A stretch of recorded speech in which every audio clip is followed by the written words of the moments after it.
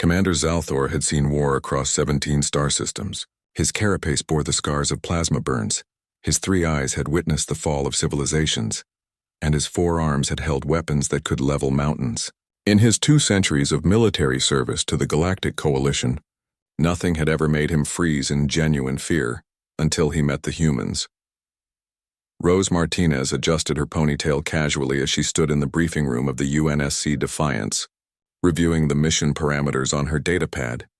Beside her, Alex Chen leaned against the wall, sipping coffee from a mug that read, "I survived Monday" in faded letters. They were both wearing standard-issue combat fatigues, looking utterly unremarkable by human standards. "Let me understand this correctly," Zalthor's translator crackled with barely concealed disbelief. His mandibles clicked nervously as he studied the 2 humans before him. "You are telling me that you two, just you two, plan to infiltrate the Crithal Fortress world?" Rose looked up from her datapad, her brown eyes meeting Zalthor's central eye with an almost casual indifference. "That's the mission brief, yes, sir. Alex and I have done this type of operation before." Before? Zalthor's voice rose an octave, a feat that made several other alien officers in the room shift uncomfortably. "The Crithal are a warrior race. They have held that fortress for 300 years. Our best strike teams of 50 elite warriors, have failed to even breach their outer defenses." Alex took another sip of his coffee, seemingly unbothered by the commander's distress. "Yeah, we read the files. Tough defenses, nasty reputation. Standard Tuesday for us, really." "Tuesday?" Zalthor's translator struggled with the word. What does your planetary rotation cycle have to do with this?" Rose smiled, and there was something predatory in that expression that made Zalthor's combat instincts scream warnings. "It's just an expression, Commander. Alex means it's routine work." "Routine," Zalthor repeated slowly, his mind struggling to process this information. "You consider a suicide mission against the most fortified position in this sector." "Routine? Well," Alex said, setting down his coffee mug, "when you put it that way, it sounds dramatic. But Rose and I have been through worse. Remember the Kairos Prime extraction?" Rose laughed, actually laughed, and Zalthor felt his secondary heart skip a beat. "Oh God, Kairos Prime, we were outnumbered what, 300 to 2? 347, actually," Alex corrected with a grin. "You always round down." "And we had that faulty equipment," Rose added, her tone conversational, as if discussing a minor inconvenience rather than what sounded like certain death. "Right. The gravity boots failed in the middle of the firefight. Had to improvise the whole extraction while floating through zero-G debris." Zalthor's mandibles hung open. His military database contained the Kairos Prime incident report. It was classified as a catastrophic failure, where an entire coalition battalion had been lost. The official records stated that no survivors had escaped the Crithal ambush. "That was you?" he whispered. "The 2 unidentified signals that the Crithal reported? The ones they claimed were demons who moved through their ranks like shadows." Rose shrugged. "We prefer soldiers, but sure. Demons works too, I guess. How?" Zalthor demanded, his professional composure cracking. "How did you survive? How did you extract 43 coalition prisoners from a hardened military installation with just 2 operatives?" Alex and Rose exchanged a glance, and something passed between them. A silent communication born from years of partnership that needed no words. "We did what humans do," Alex said simply. "We adapted.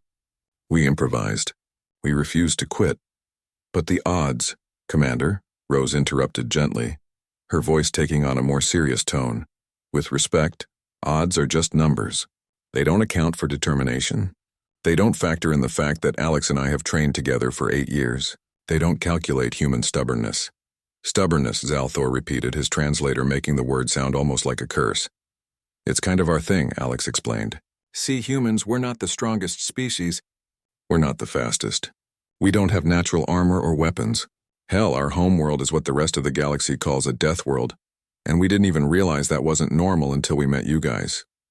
Rose nodded, picking up the thread.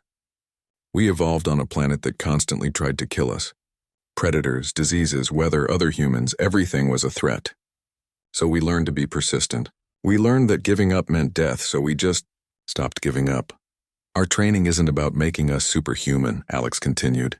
"It's about pushing us past the point where any rational being would quit, and then pushing us further."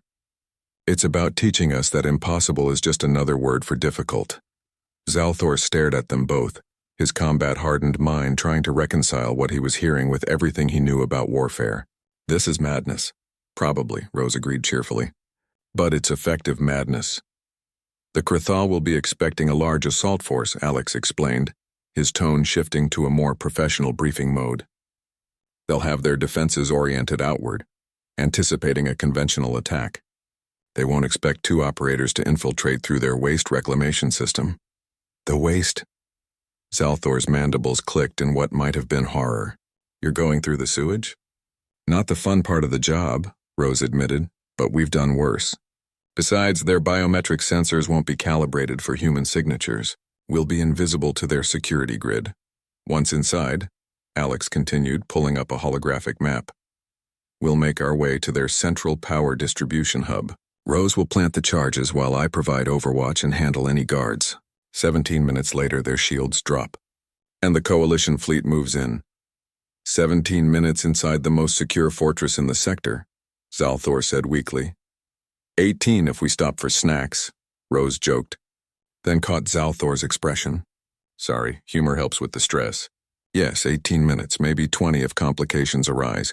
We'll extract via the North Tower maintenance shaft during the confusion. Zalthor was quiet for a long moment, processing everything. Finally he spoke, his voice filled with something between awe and genuine fear. I have fought in 42 major campaigns. I have commanded armies. I have stared down enemy fleets without flinching. But you two, you humans terrify me. Rose and Alex looked at each other again, then back at the alien commander. Good, Rose said softly, and her smile was sharp. Imagine how the Krathal will feel. As they left the briefing room to prepare for their mission, Zalthor heard Alex say to Rose, Think we should tell him about the time we had to fight our way out of that Draxian prison ship with nothing but a broken pipe and a first aid kit? Nah, Rose replied. Let's not give him a heart attack. He's only got 2 hearts anyway. Their laughter echoed down the corridor, and Zalthor realized something profound. The humans didn't call impossible missions suicide runs or desperate gambles. They called them Tuesday. And somehow, impossibly, they succeeded. The galaxy, Zalthor thought as he watched them disappear around the corner, had no idea what it had unleashed when humanity reached for the stars. These weren't just soldiers. They were a species that treated extinction-level challenges as minor inconveniences, that laughed in the face of overwhelming odds, and that somehow, against all logic and reason, won. He looked down at his tactical display, where the mission was marked with the standard Coalition threat assessment. Probability of success, 0.003%. With a trembling claw, he updated it. Probability of success unknown, human factor incalculable.